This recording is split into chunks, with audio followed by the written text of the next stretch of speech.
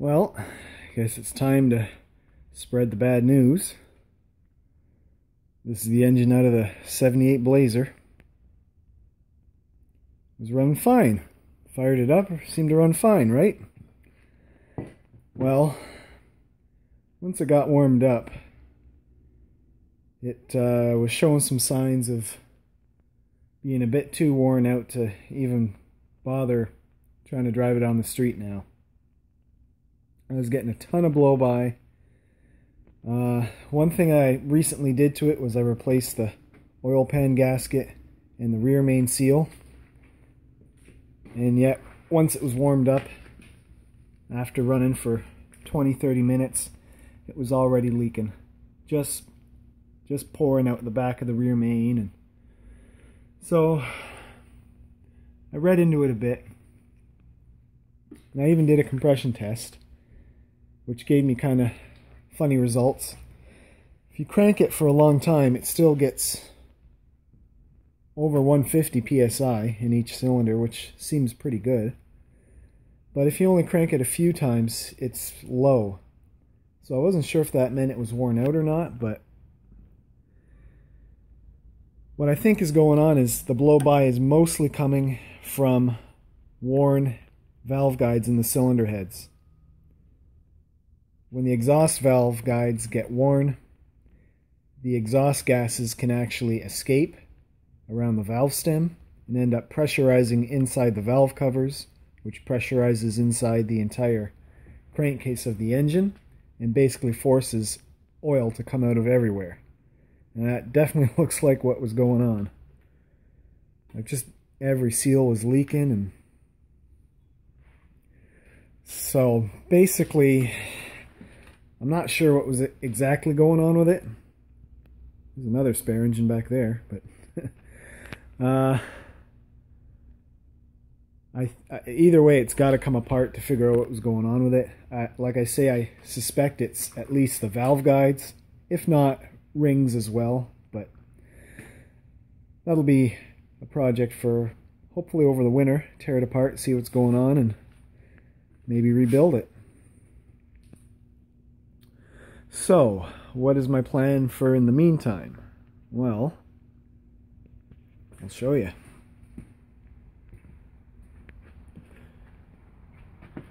Since I want to drive this truck, hopefully before winter, I threw the engine from the dually in it. And my plans for the dually have kind of changed. I have not been driving it. I have not used it as to what I thought I would be. And so, since this was a good running 305, I decided just to swap it in for the time being at least. And whether I part that truck out or do something else with it, I'm not 100% sure yet. It's going to stay here for as long as it can. But I really can't just leave it parked in my backyard either. So I'm going to have to come up with some sort of a short-term plan or maybe a long-term plan, hopefully before winter. Anyways, tonight I'm planning on getting this thing fired up. That's about the only good thing is with swapping the engine. Well, we get to do another cold start, and it's going to be an open manifold cold start. So that's kind of fun.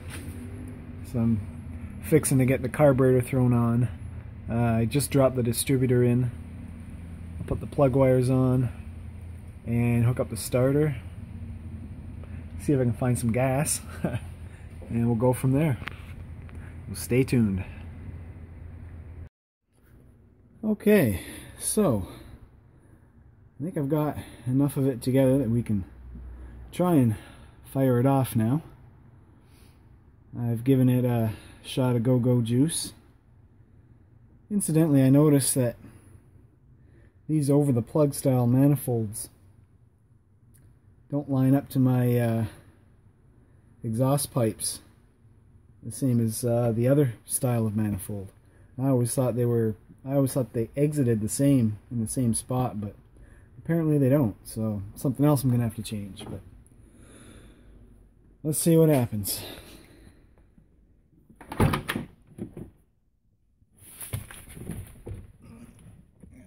Nothing's in the way here. Nuts and bolts. Okay. Well, of course. Oh, come on. The famous and famous ghost wipers.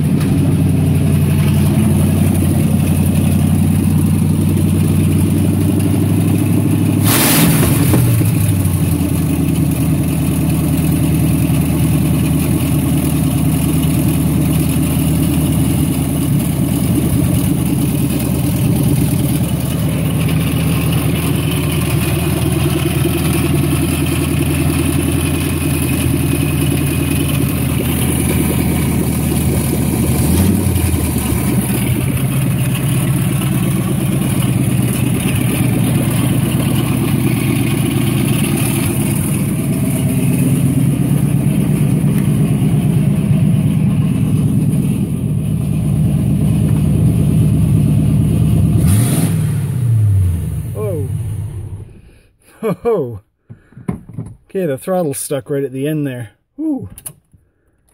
Well, anyways, glad I had my hand on the key. Oh, I know why. I didn't put a return spring on it. That'd do it. Oh well, it's running good too. So, whew. Well, that is a minor success. Hell, that's a success. Alright, so try and get everything else together and maybe I can get that test drive in before winter. As always, thanks for watching.